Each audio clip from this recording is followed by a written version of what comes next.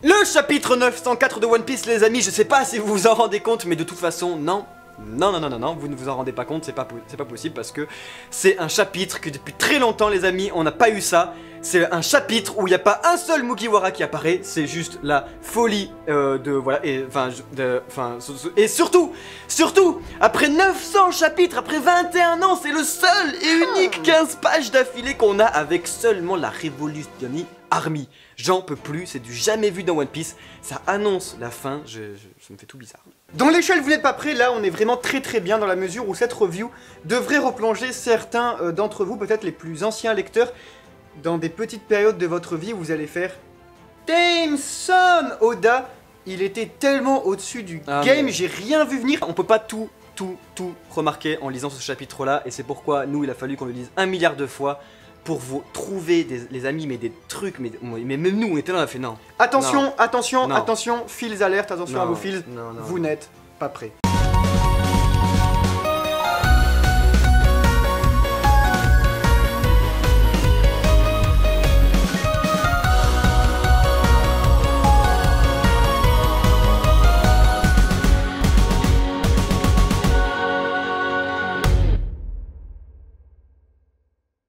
S'y retrouver un petit peu parce qu'il y a quand même beaucoup d'anecdotes super sympas, top trop chouettes dans cette review. Vous allez le voir sur un petit peu, se retaper un petit peu One Piece à l'envers sur tout ce qui a établi le maître au fil des années. Et du coup voilà, 3 parties comme d'hab, on va retrouver au début à la Grande Guerre, allons-y, parce que quand faut y aller, faut y aller. On va également retrouver les nouveaux visages, ils sont là, ils sont beaux, ils sont propres. Et enfin, un éventuel sacrifice, vous allez voir, ça risque d'être quand même...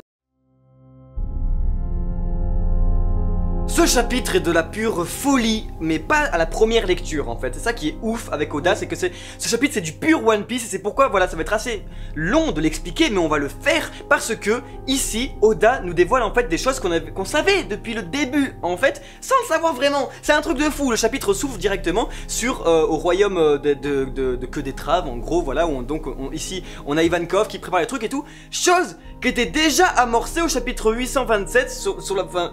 J'en peux plus, moi quand j'ai vu ça déjà j'en peux plus du tout. On voit la même nappe, on voit exactement le même bouquet de fleurs et tout. On savait donc que Ivankov était déjà au courant sur la couverture de ça, que donc Baltigo était tombé et que donc les révolutions, les gens de la révolution là, et ben ils allaient se rassembler ici. Oda avait tout prévu.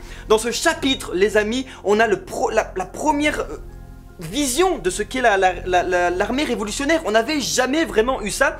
Il faut savoir que depuis 900 chapitres, depuis 21 ans, à chaque fois que Dragon apparaît, que Sabo apparaît, que n'importe qui apparaissait, et ben on avait tout le temps 2 pages maximum, 2 pages par chapitre, et ça nous suffisait. Oda il nous balançait des miettes de pain comme ça, et nous tout le monde. Et ça me fait penser au chapitre, c'était il y a presque 100 chapitres, et c'est ça qui fait vraiment les feels des feels. C'était au chapitre 803 et c'est un petit peu, je crois, oui, mon cher Kamaltero, la première review sur notre chaîne, je crois. Oui. Une des toutes premières, si c'est peut-être pas le 800, mais en tout cas, dedans, eh bien, on avait Dragon qui faisait « Ah, Koala, on va rassembler les gens et tout ça », et Koala qui disait « Mais attendez, vous allez quand même pas rassembler toutes ces personnes à un seul endroit, toutes ces personnes un peu genre ces Uluberlu, ou je sais pas trop comment elle les disait, et les voilà. Les voilà quoi, c'est fou, c'était encore à Baltigo, c'était avant qu'il y ait des événements comme Barbe Noire et tout ça, mais ça n'empêche pas que... Et on se dit donc, on se demande, parce que ici Oda donc arrive à créer 15 pages de chapitres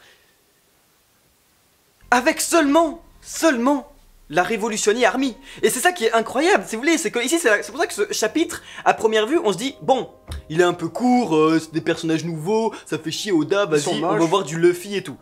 Mais...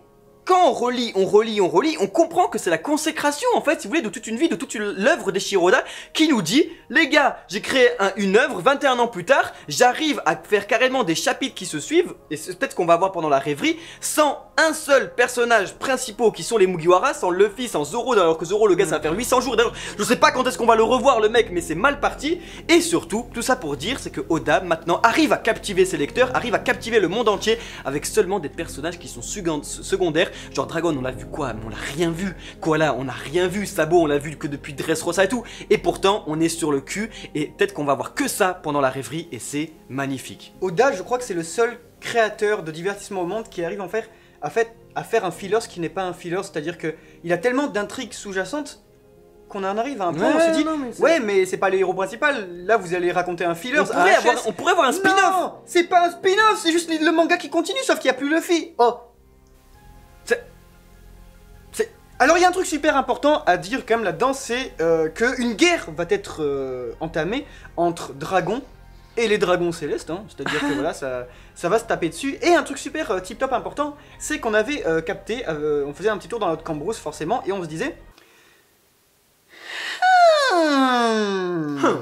Comment ça se fait que Dragon, quand même, le mec tip-top trop chouette et tout, super stylé, tout ça, eh bien c'est quelqu'un d'assez réfléchi, tandis que son père, son fils, ils ont pas le même comportement.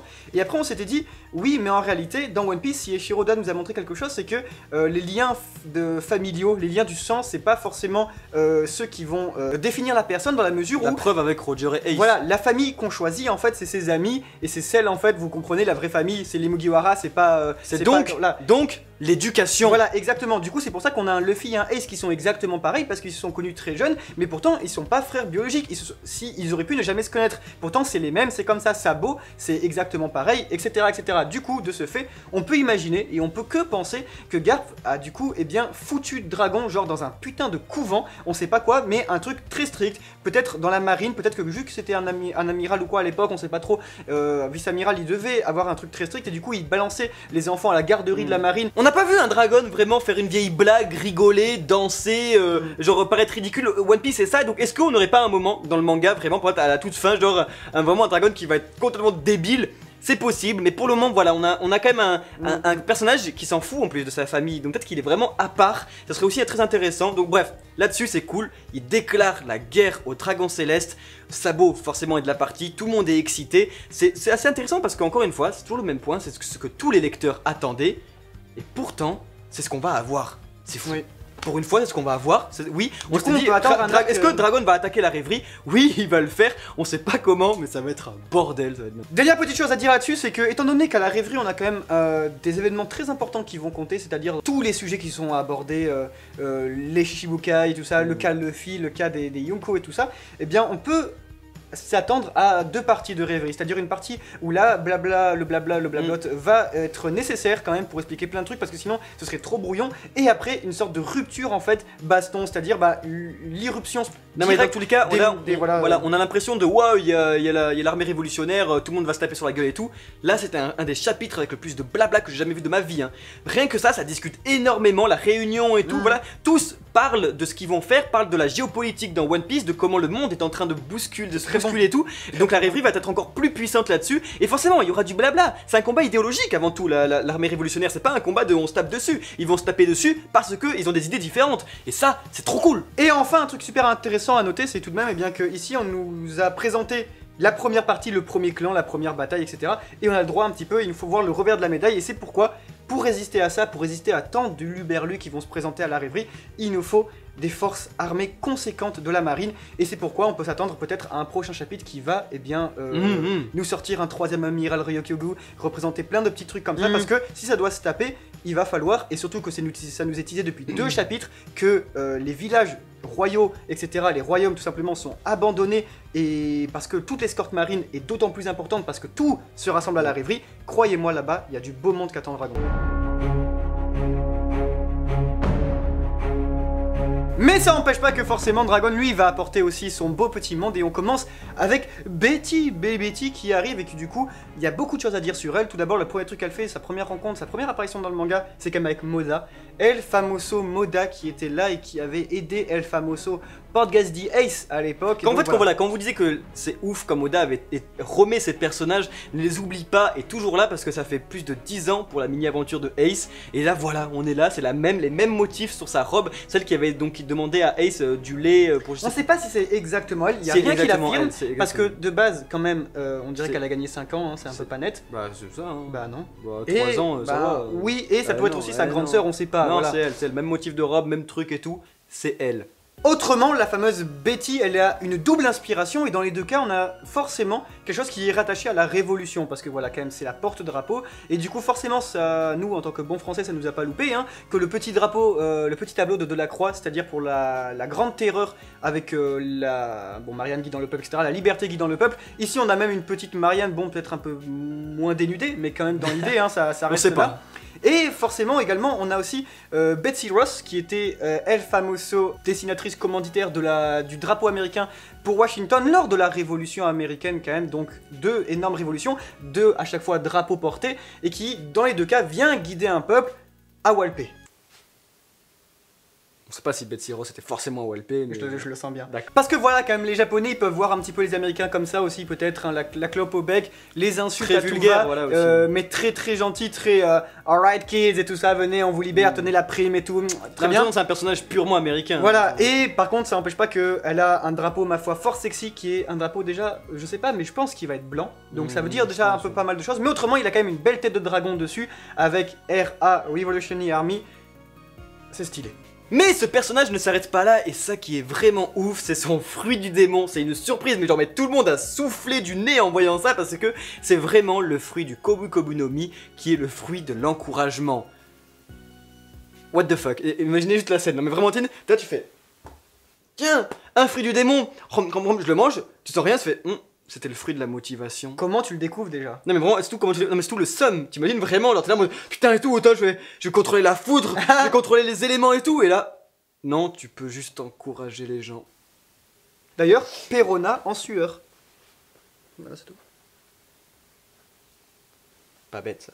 Ce personnage est la définition même de One Piece, c'est absurde, c'est la métaphore en fait de l'acte de révolution, l'acte de se mais soulever. qui ne devient plus une métaphore. Voilà, en fait. du revenir, voilà. Et donc en gros on est là, bah non, Oda il se dit, ah c'est marrant, ça c'est du Oda, il y a toujours les idées qui n'existent, enfin les trucs on va dire métaphysiques qui les rend physiques, c'est hyper intéressant. Par contre, point positif qui est aussi négatif, c'est que le personnage est très sexualisé. Et ben voilà, on a donc la Marianne, on a le personnage un peu les seins à l'air et tout, qui sont là, qui guident le peuple et tout, mais est-ce que la Toei va le comprendre?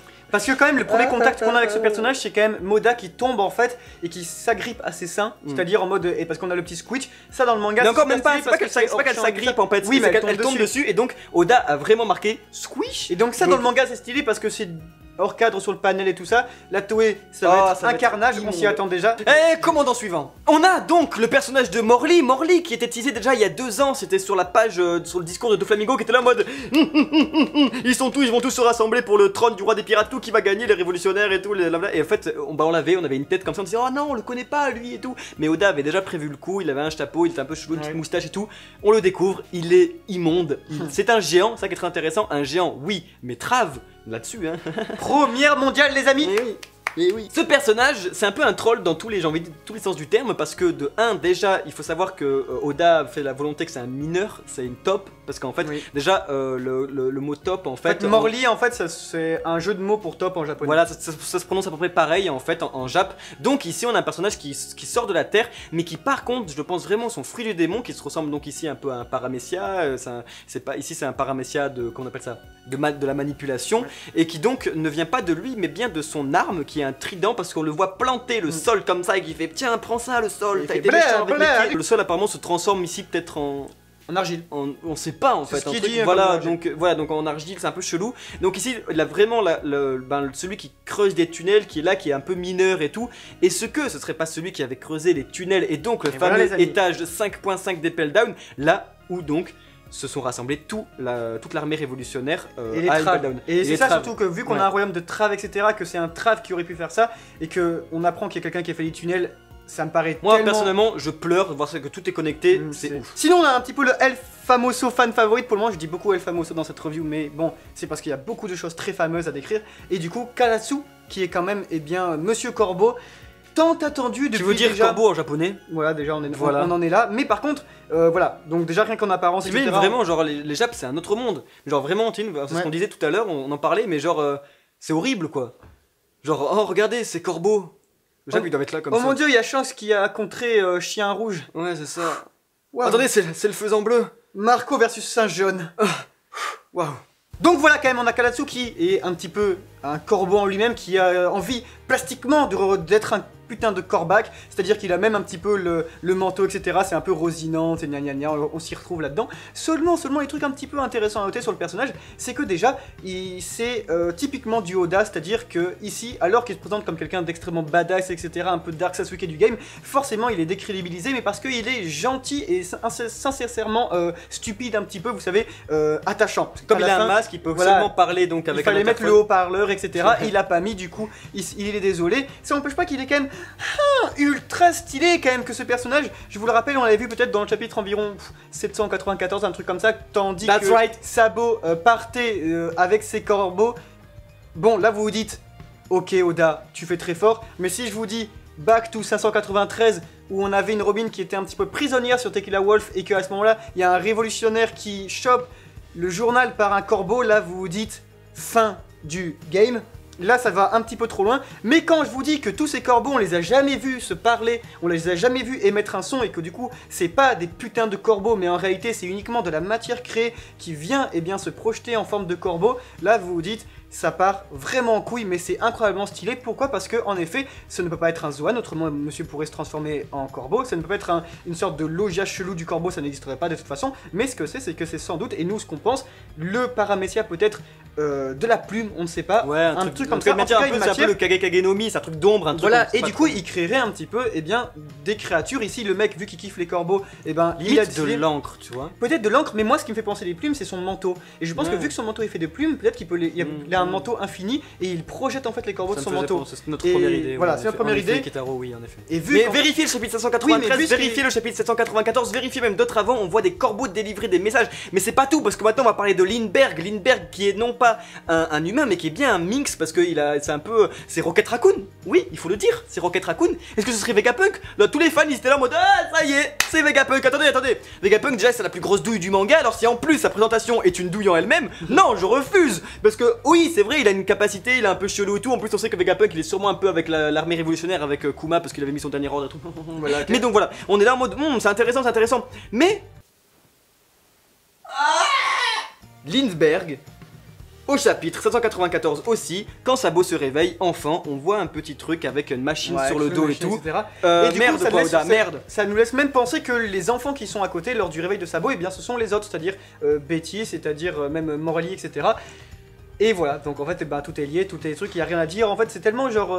En fait, tout ce qu'on peut dire ici, c'est juste évoquer en fait le fait que ça y est, parce qu'il n'y a rien à. C'est juste dire que tout est cohérent, tout est parfait. Autrement, c'est vrai que Hack RIP une pepperoni parce qu'il est pas là. Et il y a deux points communs qu'on peut dire sur tous ces commandants là, et d'ailleurs que tout le monde a en fait finalement chez les révolutionnaires, et ça qui est ouf, c'est déjà de 1 les lunettes et leur chapeau. Ça veut forcément dire un truc. C'est où moi je vois que c'est genre on dirait un peu une critique de la noblesse, le chapeau, parce qu'ils ont aussi tous un petit foulard de noble, chose qu'avait Sabo, chose qu'a Lindbergh, qu'a aussi Kurazu.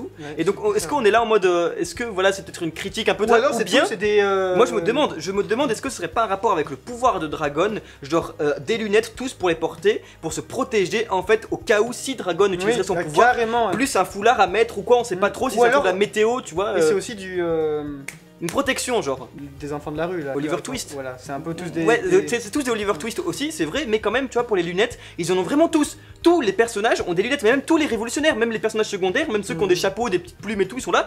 Ils ont tous des lunettes. Moi, je pense sincèrement depuis le début du manga qu'il doit y avoir un truc comme ça, une énorme tempête. Et le dernier truc aussi qu'on peut noter, qui ont un point commun, c'est que leur pouvoir vient sûrement pas d'eux, mais de leur arme ou bien de leur équipement. Oui. Comme Kurazu, on voit bien que ça vient pas forcément de lui, mais peut-être de sa cape.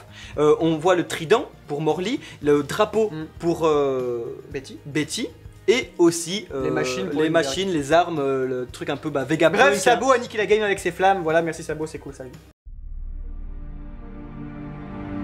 Le dernier point commun qu'on a ici, d'ailleurs ce que Oda veut vraiment nous montrer depuis le début, c'est que ce n'est pas l'armée révolutionnaire, ce n'est pas les révolutionnaires qui gagnent, ce ne sont pas vraiment de base tous des combattants, mais ce sont eux qui font gagner le peuple. Et d'ailleurs, c'est symbolique. Barbe Rose, le personnage le plus charismatique du manga. Momohaha, voilà exactement, après Moscato. Ici, on veut bien nous faire comprendre que c'est bien Moda qui à la fin qui assène le coup fatal sur Barbe Rose. C'est bien le peuple qui se révolte, et c'est l'armée révolutionnaire qui les aide, qui les soutienne. Et en gros, et donc on n'a pas vraiment ici on fait le boulot à votre place. C'était tout même Dragon à Goa qui était là en mode allez, venez avec nous. Peut-être que Betty elle était là, on savait pas trop et tout. Ici, c'est l'aspect de révolution qui se partage, c'est un message politique important dans la mesure en fait où si c'était eux qui avaient gagné, eh bien ça n'aurait pas changé parce qu'en gros ils auraient instauré une nouvelle force autoritaire à la place de celle qui était là avant. Et sauf que là il leur dit non, c'est vous cette fois qui vous devez être vos propres héros, et de toute façon ça sert à rien qu'on vienne vous sauver, parce que ceux qui viendront vous sauver recréeront une menace future, dont quelqu'un viendra vous sauver éternellement. Donc non, sauvez-vous vous-même, et comme ça c'est fini. D'ailleurs c'était ça aussi, c'est vraiment ce qu'elle dit elle-même directement. Vous croyez que c'est qui les héros? Qu'est-ce que fait des héros? Soyez les propres acteurs de vos vies, de votre destin.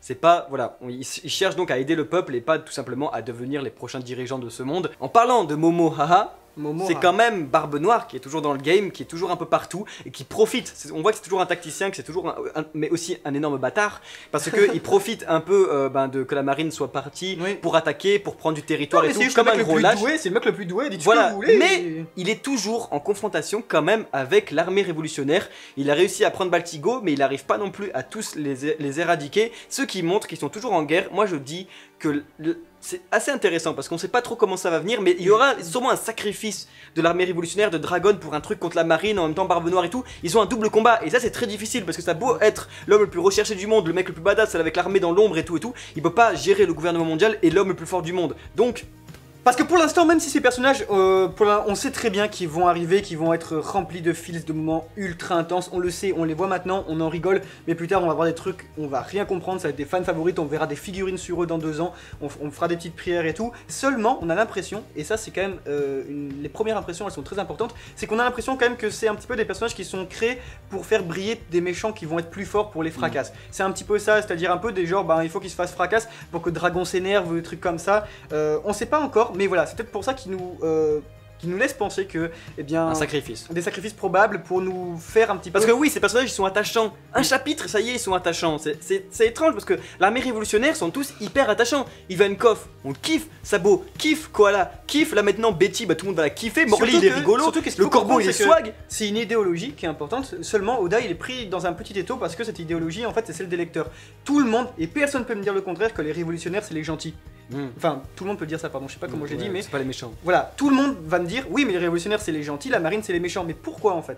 C'est pas bon de dire ça. Mais dans la côté, on voit qu'ils sont vraiment extrêmement bienveillants avec ce chapitre-là, qui montre qu'ils guident le peuple, Marianne, et non pas qu'ils vont essayer donc de devenir les prochains dirigeants du peuple, les prochains maîtres de ce monde. Et ça, c'est louable. Et donc c'est là où on voit que donc Dragon a beau être le mec le plus sérieux au monde, le plus dark Sasuke possible, il a un très bon fond.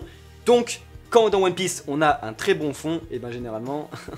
Quand dans One Piece on nous dit que la rêverie c'est dans 2 jours, généralement on est vraiment tout émoustillé. Ça arrive vraiment, on va avoir une partie où ça va blablater, où il y a des forces ennemies de la marine, voilà j'ai dit ennemis, c'est bon, c'est dit, voilà l'aspect manichéen a été placé, bravo Kitaro.